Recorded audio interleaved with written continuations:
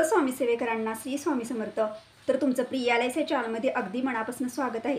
स्वामी महाराज तुमच्या मनातील सर्व चांगल्या इच्छा नक्कीच पूर्ण करतील ही स्वामीचरणी प्रार्थना. आपण सर्वजण स्वामी सेवेकर आहोत आणि खूप जणांना असं वाटतं की स्वामींची पोथी वाचन केले, स्वामींचे सर्व नियम पाळले, म्हणजे स्वामींचे तर नियम काय आहेत. तर खूप जणांना असं वाटतं की स्वामी सेवा म्हणजे खूप नियम आहेत. असं काही नसतं. स्वामी सेवेमध्ये नियम जरी असले तरी स्वामी फक्त आणि फक्त हेच बघतात की स्वामींचा भक्त हा किती मनापासून आणि श्रद्धेनं स्वामींची सेवा करतो. तर मी तुम्हाला ह्या व्हिडिओमध्ये हे सांगणार की नक्की स्वामी सेवा कशात आहे किंवा स्वामी सेवा म्हणजे काय याविषयी सांगणार आहे. तर तुम्ही हा व्हिडिओ कुठेही स्किप न करता शेवटपर्यंत बघा. तुम्ही जर स्वामी भक्त असेल ना तर तुम्हाला नक्कीच कळायला पाहिजे की नक्की स्वामी सेवा किंवा स्वामींची सेवा ही नक्की कशात आहे. तर हा व्हिडिओ कुठेही स्किप न करता शेवटपर्यंत बघा. चला आता आपण व्हिडिओला सुरुवात करूया.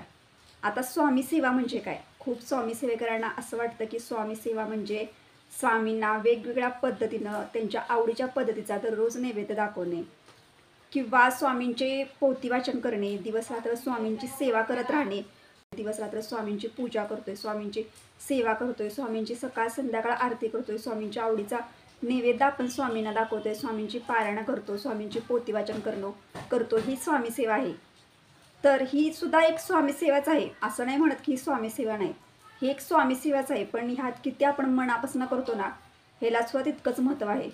असं नाही की स्वामींचा फोटो, स्वामींची मूर्ती घरात आणून ठेवले याच्यासाठी स्वामींना आपलं एक काम आहे दररोजचं की स्वामींची दररोज सकाळी उठायचं, दररोज स्वामींची पूजा करायची, स्वामींची आरती करायची, संध्याकाळी सुद्धा स्वामींची आरती करायची. स्वामींना सकाळ संध्याकाळ एक नियम केला आहे आपण की स्वामींना सकाळ संध्याकाळ नैवेद्य दाखवायचा किंवा स्वामींची पोथी वाचन करायचे एक काम आहे. आज मला स्वामी चरित्र सारामृताचे 3 अध्याय पठण करायचे, 11 माळी जप करायचं, ही माझी स्वामींची रोजची ठरलेली सेवा आहे आणि ती सेवा एक मला पूर्ण करून घ्यायची असे आपल्या मनामध्ये सकाळी उठल्यापासून सुरुवात असते. तर हे बघा, ही स्वामी सेवा नाही. स्वामी फक्त आपल्याला किती मनापासून स्वामींची सेवा करतात ना हे स्वामी बघत असतात. त्यामुळे तुम्ही एवढं लक्षात ठेवायचं की स्वामींची सेवा आपल्याला करत असताना स्वामींची सेवा ही अगदी मनापासून करायची आहे, फक्त मनापासूनच करायची, एवढं लक्षात ठेवा. कोणतंही तुम्ही सेवा जरी करायला बघा, तुम्ही पोथी वाचन जरी करणार असाल आज तर तुम्ही ते फक्त मनापासून करा. ती किती मनापासून करतात ना हे बघत असतात. उगाच आपला घाई गडबडीमध्ये करायचं आहे म्हणून करायचं कधीही नाही. भले तुम्ही एक दिवशी तुम्हाला घाई गडबडीमध्ये नाही बाबा जमत आज स्वामी चरित्र सारामृताचे पाठ करणं, तर तुम्ही फक्त नामस्मरण करा. फक्त तुम्ही मनापासून नामस्मरण जरी केलं तरी ते स्वामींपर्यंत पोहोचणार. हीच खरी स्वामी सेवा आहे. आणि खूप महिलांचं असंही होतं बघा की कारण कसं असतं, महिलांना घरामध्ये खूप कामं असतात, त्यांना सगळं देवपूजा करून सगळी घरातली छोटी मोठी कामं जी असतात सर्व कामंही त्यांना करतात.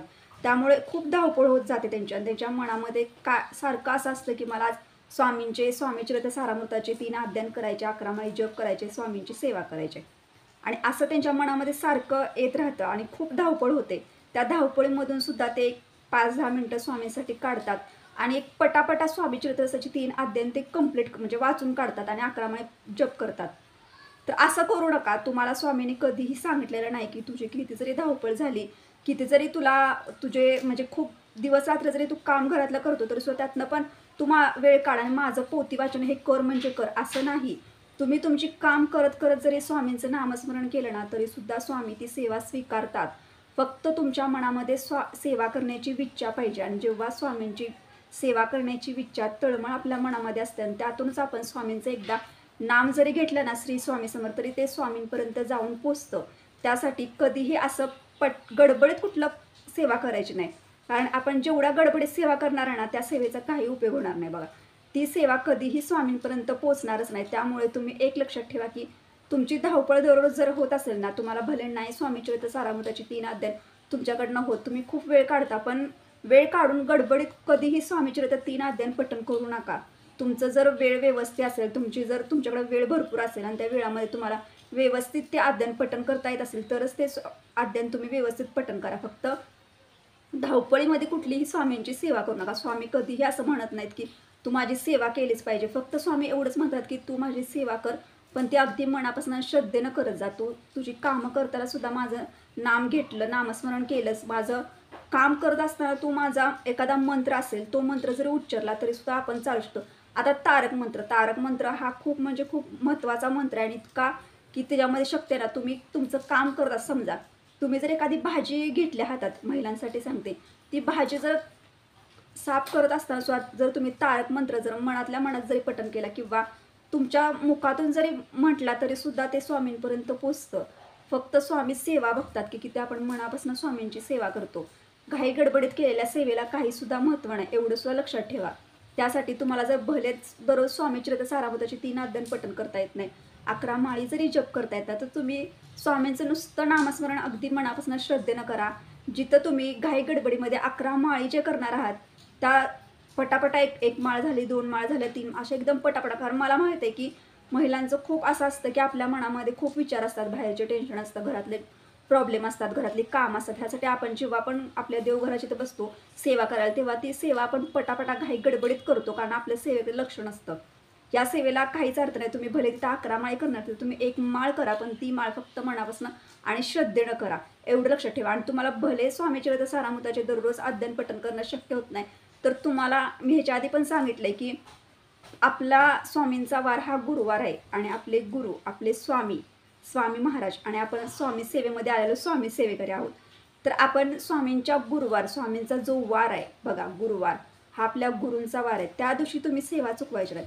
त्या दिवशी तुम्हाला वेळात वेळ काढून स्वामी चरित्र सारामृताचं एक पूर्ण पोथी, दररोज तुम्ही स्वामी चरित्र सारामृत पठण नाही ना करत, 3 अध्याय तुमच्याकडनं होत नाही. तुम्ही खूप प्रयत्न करता वेळ काढायचा, पण तुमच्याकडनं वेळ काढला जात नाही. तर त्यासाठी मी तुम्हाला एक सांगते की कधीही स्वामीने असं सांगितलं की धावपळ करून स्वतःच्या जीवात सुद्धा हाल करून, म्हणजे तसंच असतं बघा. खूप आपण घरातली कामं, बाहेरचं टेन्शन हे सगळं करून आपण सेवा करण्याचा प्रयत्न करतो, पण त्या सेवा पण आपल्याकडनं नीट होत नाही. त्यामुळे आपल्या मनामध्ये खूप असे टेन्शन येतात आणि सारखं मनातून आतून असं आपल्याला सारखं वाटत राहतं की मला स्वामींची सेवा करता येत नाही, स्वामी चरित्र सारामृत पठण करता येत नाही, स्वामींची पारायण करता येत नाही, स्वामींची कोणतीच सेवा करता येत नाही. त्यामुळं ज्या पण भक्ताला असं जेव्हा आतून तळमळ वाटते ना, तेव्हा आपण स्वामींचं एकदा जरी नामस्मरण केलं ना, तरी ते स्वामींपर्यंत पोचतं, एवढं लक्षात ठेवा. त्यासाठी तुम्हाला भले स्वामी चरित्र सारामृत दररोज नाही ना पठण करता येत, तुमच्याकडनं होत नाही ना, तर तुम्ही गुरुवारी 1.5 तास काढा. मी तुम्हाला सांगते 1.5 तास तुम्ही गुरुवारी काढा. तुम्ही सकाळी काढा, तुम्ही दुपारी काढा, तुम्ही संध्याकाळी काढा. तुम्हाला जेव्हा वेळ मिळेल ना तेव्हा तुम्ही 1.5 तास काढा. भले तुम्हाला त्या दिवशी पण दिवसभर काम आहेत, कामं कधीच संपणार नाही, दिवसभर काम आहे, तर तुम्ही त्या दिवशी थोडं लवकर उठा. ज्या दिवशी तुम्ही दररोज लवकर उठा त्यापेक्षा पण थोडं लवकर उठा. पहाटे 5ला उठा, 5:30ला उठा, देवपूजा करा आणि त्याच्यानंतर स्वामी चरित्र सारामृताच्या पूर्ण पोथी वाचून काढा. 1 ते 21 अध्यायांचं एका बैठकीमध्ये तुम्ही पारायण करा. दर गुरुवारी अशी सेवा करा. तुम्हाला स्वामी महाराजांपर्यंत तुमची सेवा नक्कीच पोचेल. स्वामींनी कधी आपल्याला असं सांगितलं नाही की तुमची काम सोड, तुझे सगळं सोड आणि माझे पोथी वाचन कर, माझे ग्रंथपठण, असं ते कधीच म्हणत नाही. ते फक्त एवढंच म्हणत, तुम्ही तुमचे काम करत, तुम्ही तुमचं कार्य करत, तुम्ही सर्वांकडे लक्ष द्या हे. आणि तुम्ही घरातल्या ज्या पण व्यक्ती असतो ना त्या व्यक्तींकडे किंवा जे पण असतील बघा, म्हणजे वृद्ध आजी आजोबा किंवा कोणी जरी आपल्या घरामध्ये वृद्ध स्त्रिया किंवा वृद्ध जे असतात, म्हणजे ज्यांचं वय झालं, आजी आजोबा ह्यांची तुम्ही जी सेवा करता किंवा तुम्ही मुलांना सुद्धा तुम्ही जे पण त्यांच्या हातामध्ये वस्तू देत असतात, ही सुद्धा एक स्वामी सेवाच आहे. जेव्हा आपण दुसऱ्यांसाठी काहीतरी करतो आणि जेव्हा ते केलेलं असं आपल्या मनाला समाधान मिळतं ना, ही सुद्धा स्वामी सेवा आहे. आणि स्वामी सेवा म्हणजे तुम्हाला सांगते की जेव्हा आपण एखाद्याला मदत करतो ती सुद्धा स्वामी सेवा असते. गरजू व्यक्तींना मदत करतो, एखाद्या प्राणीमात्राला जेव्हा आपण थोडंसं खाऊ घालतो आपल्या दाराची, तर तरी सुद्धा एक स्वामी सेवाच आहे. स्वामी सेवा म्हणजे फक्त ग्रंथपठण करणं, पूजा करणं, दिवस रात्र स्वामींना नैवेद्य करणं, सकाळी उठल्यापासून संध्याकाळपर्यंत फक्त पोथी वाचन करणं आणि ग्रंथपठण करणं, ही स्वामी सेवा नाही. खरी स्वामी सेवा ही सुद्धा आहे की आपल्या कर्मात असते. आपण जेवढं दुसऱ्यांसोबत चांगलं वागू, जेवढं एखाद्याला अडचणीच्या काळामध्ये मदत करू, दुसऱ्यांना जेव्हा भुकेला जेव्हा आपण आपल्या जवळचं थोडंसं का होईना आपण अन्नदान करू, ही सुद्धा खरी स्वामी सेवा. स्वामी सेवा, स्वामी हेच बघत असतात की आपला भक्त किती मनापासून दुसऱ्यांना मदत करतो, किती मनापासून एखाद्या व्यक्ती जर गरजू व्यक्ती असेल त्याला वाईट प्रसंगामध्ये, वाईट अडचणीमध्ये किती मनापासून तो मदत करतो हे ते बघत असतात. मग त्यावेळेला तुम्ही स्वामींचं एकदा जरी नामस्मरण केलं ना आणि एखाद्या भुकेल्याला अन्नदान केलं, गरजू व्यक्तींना मदत केली, गरिबाला मदत केली, तर स्वामी महाराज तुमचं कर्म बघतात आणि तुमच्या जेव्हा वाईट वेळ येते ना त्यावेळेला स्वामी महाराज नक्कीच तुमच्या मदतीला धावून येतात. कोणत्या ना कोणत्या रूपामध्ये ते तुम्हाला नक्कीच मदत करतात. त्यामुळे स्वामी सेवा ही कशातही पहिल्यांदा समजून घ्या. आणि स्वामी सेवेकरांना एवढंच सांगायचं की तुम्ही स्वामी मार्गामध्ये आलाय, ह्याचा अर्थ असा नाही की स्वामी म्हणत नाही की आपले काम सोडा आणि तुम्ही माझं पोथी वाचन करा, ग्रंथ, ते कधीसुद्धा आपल्याला म्हणत नाही. त्यामुळे तुम्ही एवढंच लक्षात ठेवा की तुम्हाला स्वामीचे सारामृताचे 3 अध्याय दररोज नाही पठण होत ना, तुमच्याकडनं पोथी वाचन ग्रंथपठण नाही होत ना, पण तुम्ही गुरुवारी तरी वेळ काढू शकता ना, 1-1.5 तास तुम्ही काढा आणि स्वामींची जेवढी सेवा तुम्हाला करता येईल तेवढी सेवा तुम्ही गुरुवारी करा. सेवा तुम्हाला चुकवायच्या नाहीत. गुरुवारच्या सेवा कधीही चुकू नका आणि ज्या पण व्यक्ती गरजू व्यक्ती असेल ना, त्यांना तुम्ही कायम मदत करत जावा. कारण मदत जेव्हा करतो ना, ते स्वामी बघत असताना ही आपले कर्म, आपल्या खरी कर्मातच आपली स्वामी सेवा आहे, हे फक्त पहिल्यांदा समजून घ्या. त्यामुळे तुम्हाला जर वेळ असेल ना, तर तुम्ही स्वामींची आरती, स्वामींचं पोथी वाचन, ग्रंथपठण हे नक्की करा. पण तुमच्याकडे जर वेळच नाही, मला माहिती आहे की आत्ताच्या धकाधकीच्या जीवनात तर प्रत्येक व्यक्तीकडे आत्ता स्वतःसाठी सुद्धा वेळ नाही, तरीसुद्धा त्यातून तुम्ही वेळ काढून जर स्वामींचं नामस्मरण जरी करत राहिला, काम करताना नामस्मरण केलं किंवा संध्याकाळी जरी तुम्ही 5-10 मिनटं स्वामीसाठी देऊन तिथं जरी बसून तुम्ही अगदी मनापासून अगरबत्ती लावून जरी नुसतं नामस्मरण केलं ना, तरी ती सेवा स्वामी नक्कीच स्वीकारतात आणि स्वामी फक्त कर्म बघतात. त्यामुळे कर्म चांगले करा आणि स्वामींचं नामस्मरण कायम करत राहा. स्वामी सदैव तुम्हाला प्रत्येक संकटातून बाहेर काढतील आणि आपल्या स्वामींचं प्रत्येक भक्तावर कायम लक्ष असतं. त्यामुळं कुठला भक्त किती सेवा करतो त्यापेक्षा तो सेवा कशा पद्धतीनं करतो हे स्वामी बघत असतात. त्यामुळे कर्मातली स्वामी सेवा कधीसुद्धा विसरू नका. भले तुम्हाला एक दिवस पोथी वाचन जरी करणं शक्य झालं नाही ना, तर तुम्ही स्वामींचं नामस्मरण करा, पण कर्मातली सेवा कायम तुम्ही चांगले कर्म करा, प्रत्येकाला मदत करा आणि प्रत्येकाविषयी चांगलीच भावना मनामध्ये ठेवा. एखाद्याबद्दल वाईट विचार कधीसुद्धा करू नका. आणि हेच स्वामींचे विचार आहेत आणि हे स्वामींचे विचार जेव्हा आपण आचरणात आणणार तेव्हा खरी स्वामी सेवा आपल्याकडनं नक्कीच होईल.